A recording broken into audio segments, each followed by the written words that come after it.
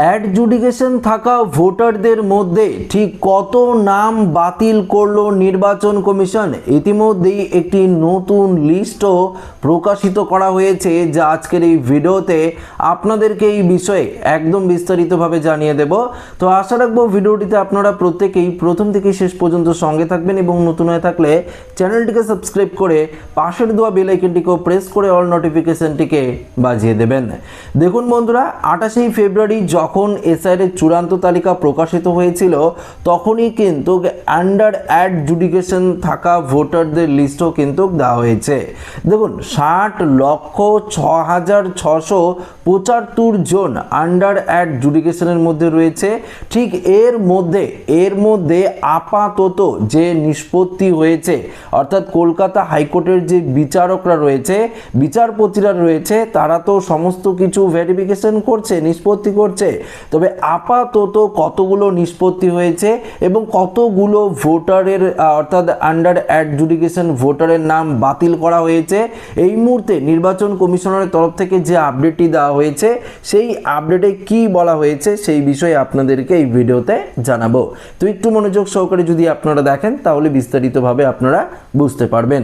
পশ্চিমবঙ্গের কয়েক লক্ষ ভোটারের ভাগ্য নিয়ে দীর্ঘ টানাপোড়েনের অবসান কিন্তু হতে চলেছে। নির্বাচন কমিশন সূত্রে খবর, আগামী সপ্তাহেই প্রকাশিত হতে পারে বহু প্রতীক্ষিত প্রথম সাপ্লিমেন্টারি ভোটার তালিকা। তো একটি আপনারা খুশির খবর পেলেন যে আগামী সপ্তাহেই সাপ্লিমেন্টারি তালিকা প্রকাশিত হতে চলেছে। তবে দেখুন, কমিশনারের তরফ থেকে কি বলেছে, বিশেষ নিবিড় সংশোধন বা এসআইআর প্রক্রিয়ায় যে 60 লক্ষ ভোটারের নাম বিবেচনাধীন ছিল, তার মধ্যে ইতিমধ্যেই 15 লক্ষ নামের নিষ্পত্তি হয়ে গেছে। আজ পর্যন্ত 15 লক্ষ ভোটারের কিন্তু নিষ্পত্তি হয়ে গেছে। এর ফলে ভোট ঘোষণার ঠিক আগেই লক্ষ লক্ষ মানুষ ভোটাধিকার ফিরে পাওয়ার পথ প্রস্তুত হলো। দেখুন, যে সমস্ত ভোটারের নিষ্পত্তি হয়ে যাবে, যে সমস্ত ভোটার বৈধ বলে বিবেচিত হবে আন্ডার অ্যাডজুডিকেশন থাকা ভোটারদের মধ্যে, তারা তো ইলেকশন দিতেই পারবে, সেক্ষেত্রে তো কোনো সমস্যা নেই।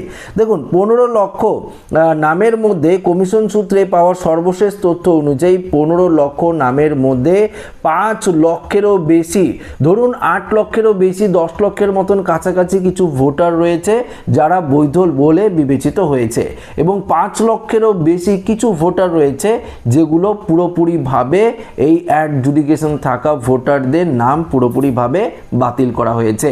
তো আপাতত 15 লক্ষ ভেরিফিকেশন হয়েছে, নিষ্পত্তি করেছে কলকাতা হাইকোর্টের বিচারকরা, বা আরও বিচারপতি নিয়োগ করা হয়েছে অন্য রাজ্যের।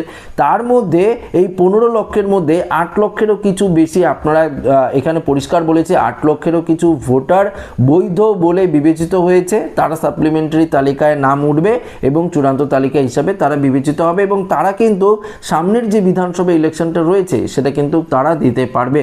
কিন্তু 5 লক্ষেরও বেশি কিছু ভোটার রয়েছে যাদের নাম এবার পুরোপুরিভাবে বাতিল করে দেওয়া হলো। তো একটা আপনারা ধারণা নিতেই পারেন এখান থেকে, এই যে আপাতত 15 লক্ষর মধ্যে 5 লক্ষের কিছু বেশি বেরিয়েছে, আমি ধরে নিলাম 5 লক্ষ কিছু ভোটার যারা অবৈধ বলে বিবেচিত হয়েছে, তারা ডিলিট হয়ে গেছে। আরও যদি 15 লক্ষ ধরি, তার মধ্যে 10 বেরোলো, তাহলে 30 লক্ষ হলো। এবার আরও যদি 30 লক্ষ ভোটার করি, টোটাল 60 লক্ষ, তাহলে প্রায় 20 লক্ষ। আপনাদেরকে আগেই বলেছিলাম তো যে 20 লক্ষ, 18 থেকে 20 লক্ষ ভোটারের নাম আবারও বাদ যাবে। দেখুন, এই হিসাবটা যদি আমি অ্যাপ্রক্স একটা বের করি, একটা যদি আমি মনে ধরে নিই, তাহলে কিন্তু এখান থেকে পরিষ্কারভাবে আপনারা বুঝতে পারলেন যে 20 লক্ষ ভোটারের নাম কিন্তু আবারও বাতিলের তালিকায় পড়বে। তো আপডেটে ফিরে যাই, এখানে কি বলেছে দেখুন, এখানে পরিষ্কার বলেছে যে 15 লক্ষ তো হয়ে গেছে নিষ্পত্তি, বাকি 35 লক্ষ ভোটার বিবেচনা প্রক্রিয়া অন্তত দ্রুততার সঙ্গে সম্পূর্ণ করার কাজ চলছে। বর্তমানে বাংলায় 500 জন বিচারক দিনরাত এক করে এই ভোটারদের ভাগ্য নির্ধারণ করছে। তবে দেখুন, রাজ্যের রাজনীতি অন্দরে খবর, আগামী সোমবার অর্থাৎ 16ই মার্চ জাতীয় নির্বাচন কমিশন ভোটের নির্গঠন ঘোষণা করতে পারে। সেক্ষেত্রে এপ্রিল মাসের 1 বা 2 দফায় ভোট গ্রহণ কিন্তু সম্পূর্ণ হওয়ার সম্ভাবনা রয়েছে। এপ্রিলের শেষ দিকেই ফল প্রকাশ হতে পারে। সম্প্রতি সুপ্রিম কোর্টের প্রধান বিচারপতি সূর্যকান্ত স্পষ্ট করে দিয়েছেন যে ভোটের আগেই সমস্ত বিচারাধীন ভোটারদের বিষয়টি নিষ্পত্তি কিন্তু করতে হবে। দেখুন, প্রধান বিচারপতির নির্দেশ মেনেই কমিশন এই সাপ্লিমেন্টারি তালিকা প্রকাশের পথেই হাঁটছে। তবে গত সপ্তাহে তৃণমূলের তরফে বিচারাধীন ভোটারদের ভবিষ্যৎ নিয়ে সুপ্রিম কোর্টের একটি অর্থাৎ ডেপুটেশনে দেওয়া হলেও প্রধান বিচারপতি সূর্যকান্তের বেঞ্চ থেকে বিরতি কিন্তু প্রকাশ করে। দেখুন, এই যে আপনাদেরকে পরিষ্কার বিষয়টি জানাই, এসআইআরের যে এখনো পর্যন্ত বিচারাধীন বিবেচনাধীন যে ভোটার রয়েছে, আন্ডার অ্যাডজুডিকেশন থাকা ভোটার, এর মধ্যে 15 লক্ষ নিষ্পত্তি করে ফেলেছে। আজ পর্যন্ত 15 লক্ষ নিষ্পত্তি করে ফেলেছে হাইকোর্টের বিচারকরা, জুডিশিয়াল অফিসাররা। তার মধ্যে যেটা আপনাদেরকে বললাম, 8 লক্ষের কিছু বেশি ভোটার বৈধ হিসেবে বিবেচিত হয়েছে এবং 5 লক্ষেরও কিছু বেশি ভোটার কিন্তু ধরুন ডিলিটেড তালিকায় আবারও নাম উঠে গেছে। এই আগেই তো চূড়ান্ত তালিকা 28 তারিখ প্রকাশিত হয়েছিল, সেখানে তো ডিলিটেড তালিকা ছিল, অনেকের নাম ডিলিট হয়ে গেছে। এবার আবারও নতুন করে ডিলিটেড তালিকা কিন্তু প্রকাশিত করা হচ্ছে। তো টোটাল যদি আমি ধরি অ্যাপ্রক্স কিন্তু 20 লক্ষের মতন বেরোচ্ছে, একটা 20 লক্ষ বা 18 লক্ষ বা হতে পারে 22 লক্ষের মতন ভোটারের নাম কিন্তু আবারও বাতিল হবে। সেই সমস্ত ভোটারদের আবারও কিন্তু নতুন করে অ্যাপিল করতে হবে, আবেদন করতে পারে এবং সেক্ষেত্রে আবেদন রিজেক্ট হয়ে গেলে নতুন করে 6 নম্বর ফর্ম ফিল আপ করে কিন্তু তাদের এসআইআরে আবারও কিন্তু অর্থাৎ এই ভোটার লিস্টে নতুন করে কিন্তু নাম তুলতে হবে।